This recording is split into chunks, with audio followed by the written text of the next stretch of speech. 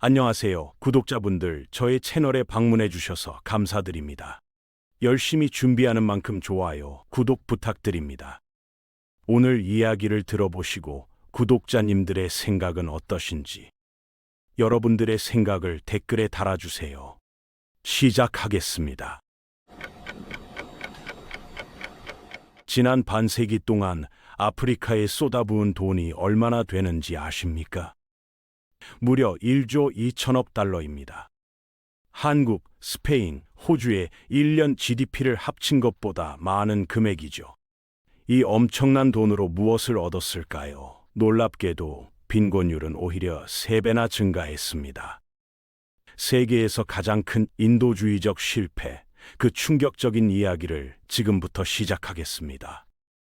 1960년대 초반 아프리카 대륙에서 가난하게 사는 사람들의 비율은 11%에 불과했습니다. 그런데 서구 국가들이 본격적으로 돈을 지원하기 시작하면서 이상한 일이 벌어지기 시작했죠. 1990년대에 접어들면서 오히려 빈곤층 비율이 66%까지 치솟았으니까요. 현재는 38%로 다소 낮아졌다고는 하지만 원조를 시작하기 전보다 여전히 3배 이상 높은 수준입니다.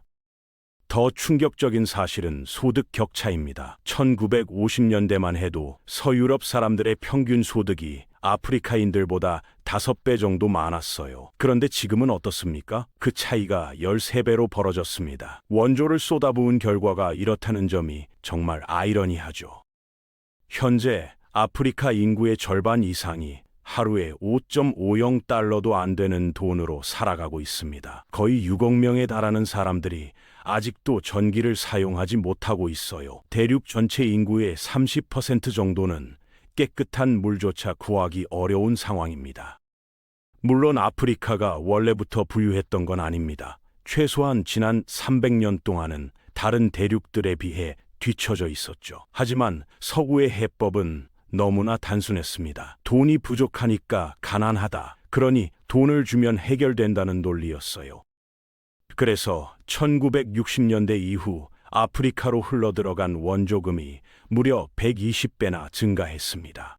왜 이런 전략이 인기를 끌었을까요? 간단하고 직관적이었기 때문입니다. 원조라고 하면 누구나 학교를 짓고 도로를 만들고 아이들에게 백신을 놓는 모습을 떠올리니까요. 실제로 이런 방식이 유럽과 미국을 강대국으로 만든 전략이기도 했습니다.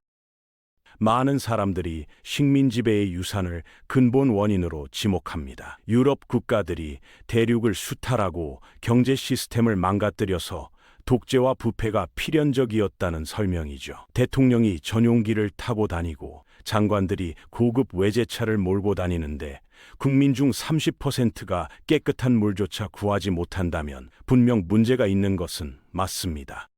그런데 최근 연구들이 보여주는 사실은 더욱 충격적입니다. 아프리카에 쏟아부은 돈이 그냥 낭비되는 게 아니라 오히려 대륙을 더 가난하게 만들고 있다는 점이죠. 더 놀라운 것은 수십 년간 이어진 서구의 개입이 어쩌면 아프리카를 더 뒤로 끌어당기는 유일한 요인일지도 모른다는 사실입니다.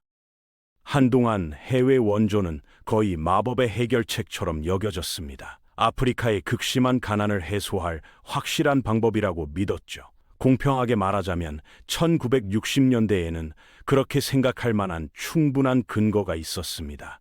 실제로 한 번은 놀라울 만큼 효과를 발휘했으니까요. 2차 세계대전이 끝난 후 유럽은 완전히 폐허가 되어 있었습니다. 이는 단순히 경제적 문제만이 아니라 엄청난 지정학적 위기를 의미했어요. 서유럽 전역에서 공산당 세력이 급속도로 확대되고 있었거든요. 경제가 무너진 상태에서는 서유럽이 공산주의 체제로 넘어가거나 더 심하게는 소련의 침공을 받을 수도 있었습니다. 미국 입장에서는 절대 받아들일 수 없는 시나리오였죠. 그래서 1947년에 미국 정부가 인류 역사상 가장 대규모의 경제 지원 프로그램을 발표합니다. 바로 마샬 플랜이었어요. 1948년부터 1952년까지 미국은 130억 달 이상을 유럽에 투입했습니다. 지금 가치로 환산하면 약 1,600달러 정도 되는 엄청난 금액이죠. 계획은 단순했습니다. 유럽에 막대한 현금을 주입하면 경제의 투자가 일어날 거라는 것이었죠. 놀랍게도 이 전략은 정말로 효과가 있었습니다. 마샬 플랜 실시 후 10년 동안 유럽 전체의 1인당 국내 총 생산이 거의 35%나 성장했으니까요.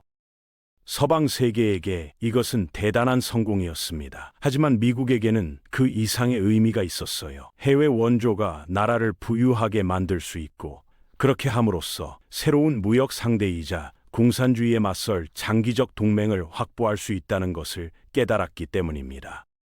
마샬 플랜의 성공에 고무된 미국은 다른 대륙으로 눈을 돌렸습니다. 바로 아프리카였죠. 당시 아프리카는 여전히 수백 년간 이어진 식민 지배의 상처 속에서 신음하고 있었습니다.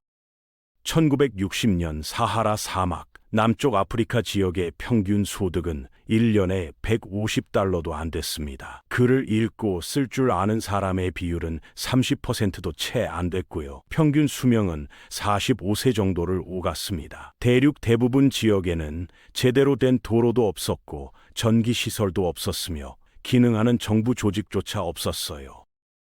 그런데 아프리카에는 미국이 원하는 것이 있었습니다. 바로 천연 자원이었죠. 대륙 전체에 석유, 구리, 다이아몬드, 희귀 광물이 엄청나게 매장되어 있었어요. 게다가 인구가 빠르게 증가하고 있었기 때문에 미래의 거대한 경제 시장이 될 가능성도 있었습니다. 미국이 만약 마샬 플랜의 성공을 재현할 수 있다면 새로운 경제적 기회를 열 수 있을 뿐만 아니라 그 과정에서 핵심적인 동맹 관계를 구축할 수 있었죠. 그렇게 해서 돈이 흐르기 시작했습니다. 1960년대에 사하라 이남 아프리카는 매년 약 5억 달러의 미국 원조를 받았습니다. 그런데 1990년대가 되자 그 금액이 40배나 증가해서 거의 200억 달러에 달했어요. 아프리카는 순식간에 지구상에서 가장 원조에 의존하는 지역이 되어버렸습니다. 1990년대에는 우간다, 말라위, 부르키나파소 같은 나라들에서 원조금이 정부 예산의 60% 이상을 차지했습니다. 엄청난 비율이죠. 그런데 이렇게 막대한 돈이 쏟아져 들어갔는데도 상황은 오히려 나빠지고 있었습니다. 실제로 1970년부터 2000년까지 아프리카의 평균 소득은 감소했습니다. 이 기간 동안 약 6천억 달러의 원조를 받았는데도 말이죠. 상식적으로 이해가 안 되는 일이었습니다. 그런데 서구 국가들은 접근 방식을 바꾸는 대신 오히려 투자를 2배로 늘렸습니다. 2005년에 유엔이 새천년 개발 목표를 발표했고 주요 선진국 모임인 지어릿에서는 2030년까지 빈곤을 종식시키겠다는 목표로 아프리카 원조를 2배로 늘리겠다고 약속했어요. 이제는 단순한 정부 정책을 넘어서 대중운동으로 확산됐습니다. 영국의 코믹 릴리프, 라이브 에이드, 밴드 에이드의 피드 더 월드 같은 캠페인이 아프리카를 하나의 도덕적 사명으로 만들었죠. 일반 시민들이 수백만 달러를 기부했고 학교에서는 모금 행사를 열었으며 유명 연예인들이 자선 노래를 불렀습니다. 모두가 한 가지 믿음을 갖고 있었어요. 돈을 보내면 문제가 해결될 것이라는 믿음이었죠. 이 모든 것이 강력한 서사를 만들어냈습니다. 아프리카의 가난은 정치 문제도 아니고 부패 문제도 아니고 잘못된 통치 때문도 아니라는 이야기였어요. 그냥 단순히 돈이 부족해서라는 것이었죠. 2010년까지 아프리카로 들어간 원조금은 연간 500억 달러를 넘어섰습니다. 역사상 가장 높은 수준이었어요. 하지만 거의 20년이 지난 지금 그 노력들은 극적으로 실패했습니다. 현재 4억 명의 아프리카 사람들이 여전히 하루 2달러도 안 되는 돈으로 살아가고 있습니다. 역사상 가장 많은 숫자예요. 대륙이 전 세계 무역에서 차지하는 비중은 여전히 3%도 안 됩니다. 많은 나라들이 1980년대보다 더 가난해졌어요. 그렇다면 당연히 이런 질문이 떠오릅니다. 왜 원조는 유럽 경제를 살려냈는데 아프리카에서는 완전히 실패했을까요? 항상 그렇듯이 여러 가지 설명이 제시됐습니다. 대륙의 지리적 특성부터 식민지 역사까지 다양한 이유가 거론됐죠. 그런데 최근 몇 년 사이에 개발 전문가들 사이에서 특별히 주목받는 이론이 하나 있습니다. 그들의 주장은 간단합니다. 모든 것을 경제학자들이 제도라고 부르는 것으로 설명할 수 있다는 것이죠. 제도란 사회를 움직이는 틀을 말합니다. 법의 지배, 재산권, 민주주의 같은 것들이에요.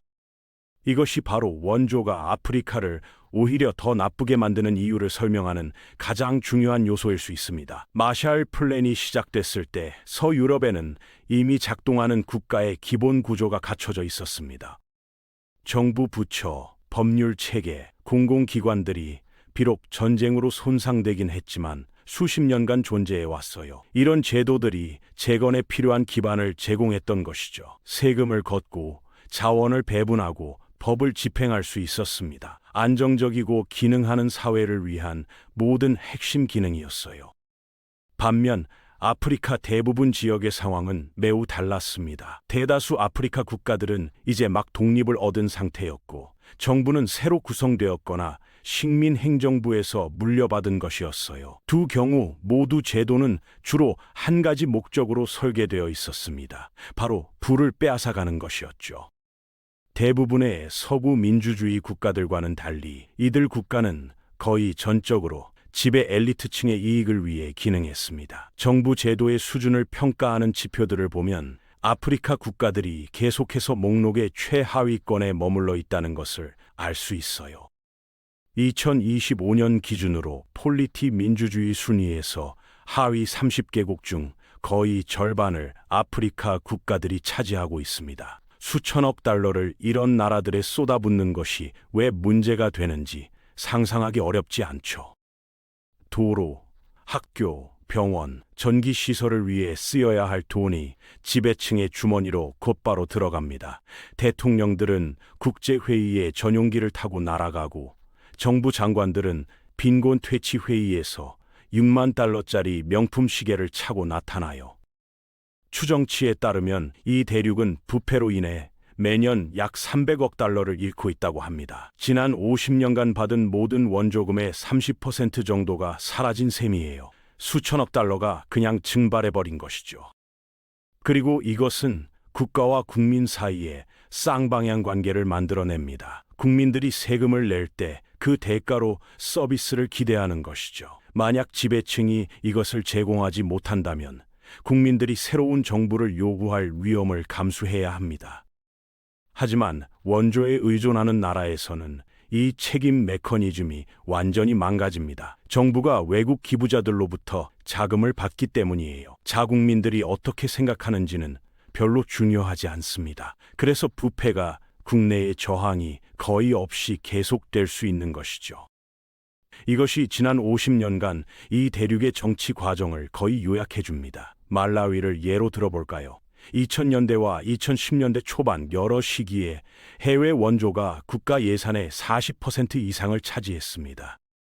그런데 엄청난 금액의 돈이 정부 관료들에 의해 빼돌려져서 고급 자동차, 개인 저택, 심지어 해외 쇼핑 여행 같은 데 쓰였어요. 스캔들이 터지면 대중의 분노가 폭발할 것이라고 예상할 수 있습니다. 결국 정부가 국민을 위해 써야 할 수백만 달러를 빼돌린 것이니까요. 그런데 그런 일은 전혀 일어나지 않았습니다. 기본적으로 정치적 후폭풍이 없었기 때문이에요. 정부의 재원이 외국에서 나왔기 때문에 공공자금의 잘못된 사용으로 가장 큰 피해를 입은 말라위 시민들은 체계적인 변화를 요구할 힘이 거의 없었던 것이죠. 이것은 말라위만의 문제가 아닙니다. 똑같은 현상이 수십 년간 대륙 전체에서 일어나고 있어요. 그리고 이것이 부분적으로 왜 여전히 이렇게 높은 수준의 부패가 존재하는지를 설명해 줍니다. 물론 어느 정도의 부패는 기본적으로 모든 나라에 존재합니다. 특히 초기 발전 단계에 있는 나라들에서는 더욱 그렇죠. 하지만 이런 상황에서도 나라는 보통 여전히 경제 발전을 이룰 수 있습니다. 소규모 사업체들, 농민들, 기업가들이 아래로부터 발전을 이끌어낼 수 있어요. 일자리를 만들고 국가에 크게 의존하지 않으면서 상품과 서비스에 대한 접근성을 확대할 수 있는 것이죠. 그런데 이것이 원조의 또 다른 핵심 문제입니다. 원조는 이런 상향식 발전을 훨씬 더 어렵게 만들어요. 왜냐하면 원조 단체들이 제공하는 것들이 대부분 지역 기업들과 직접적으로 경쟁하기 때문입니다. 섬유 산업을 살펴볼까요? 2000년대 초반까지 일부 아프리카 국가에서 팔리는 옷의 거의 78%가 외국에서 들어온 것이었습니다. 처음에는 윈윈처럼 보일 수 있어요. 옷값이 싸고 원조 단체들은 선진국의 낭비를 줄이는 것에 대해 뿌듯해하니까요. 하지만 지역 아프리카 산업에 미친 타격은 엄청났습니다.